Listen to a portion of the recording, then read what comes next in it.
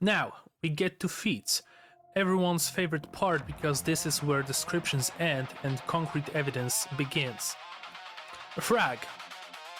A direct bite from Dinosaurus doesn't faze him, the same Dinosaurus that could bite Omnipotus's head off. Piccolo.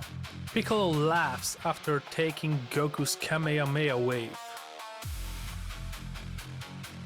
Back to Thragg. During his fight with Battle Beast, the opponent exposes part of his skull and Thragg keeps fighting like nothing happened. Piccolo. Goku himself, after 20-second Budokai, says his speed isn't even close to King Piccolo's. Worth noting, in the previous tournament, Krillin was weaker than Goku, and yet he moved so fast he literally vanished from the audience's sight, together with Jackie Chan. Back to Thragg again. He stops Craig without much effort when Craig tries to finish Omni-Man and Invincible. Piccolo in return creates a massive shockwaves with just a hand motion. And I know that in the 7th episode of Invincible, Thragg does pretty much a similar thing. He prepares to make an uppercut, I believe, right into Omni-Man's jaw, and the motion itself makes Omni-Man like get sucked into Thragg, but I think that Piccolo's feat is better. I mean, you can see that Thragg was preparing this attack, this motion of the uppercut for some time, that he put a lot of strength into it, and Omni-Man, he wasn't fighting back at all. He was just sucked to go into the direction of Thragg, but he didn't actually try to fight back.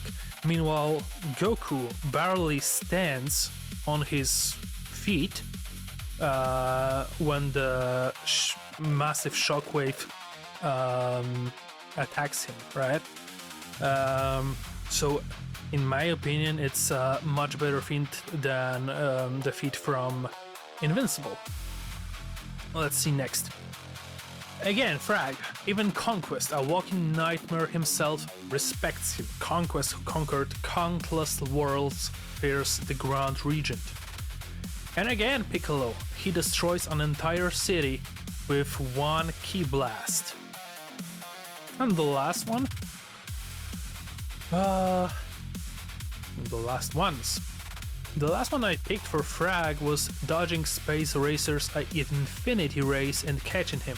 Many people say Thragg's key edge here should be speed, so I had to include it, although I totally disagree. Piccolo's final feat, destroying by sight the vessel he was sealed in. What all those feats together tell us? Thragg isn't just a very strong Viltrumite, he's the Viltrumite who makes everyone else suddenly look less impressive than they seemed. He doesn't just win, he often wins with the feeling that the opponent was never a truly equal problem. But things don't get any less absurd on Piccolo's side. Piccolo's feats say this clearly. This isn't a character who has to touch you to be a lethal threat. He can apply pressure with presence alone, with movement alone, with energy alone. That's exactly the kind of advantage Thragg hates most, because he can't answer it with his own toolkit.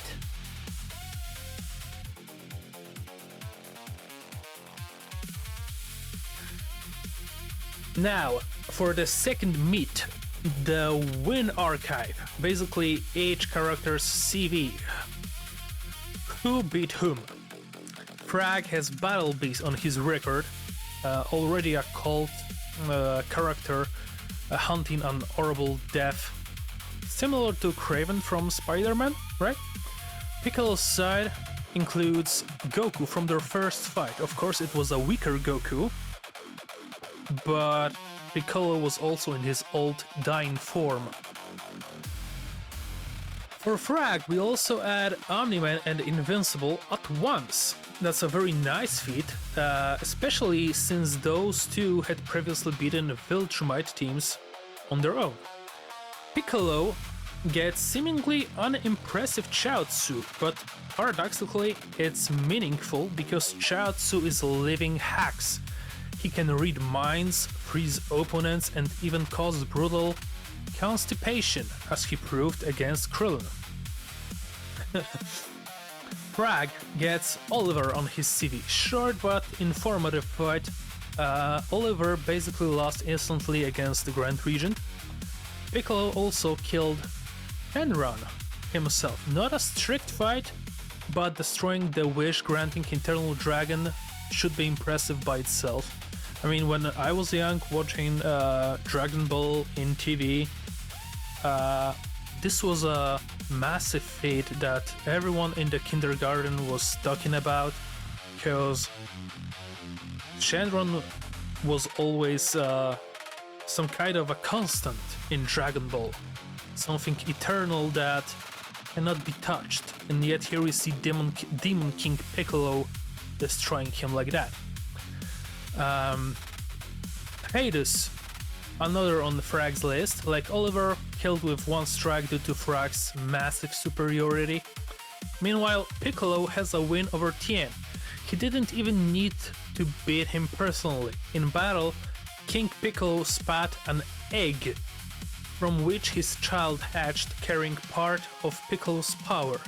Tien had no chance against him. And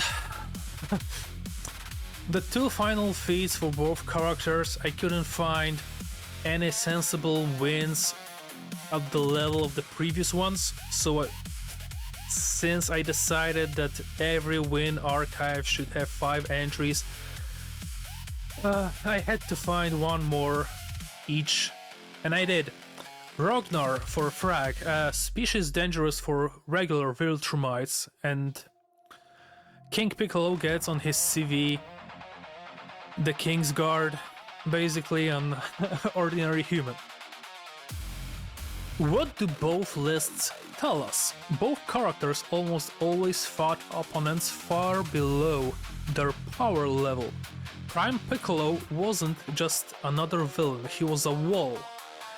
Something hanging over the entire setting like fate. Exceptional warriors followed for the first 12 Dragon Ball volumes simply did not belong to his league. Thragg is similar.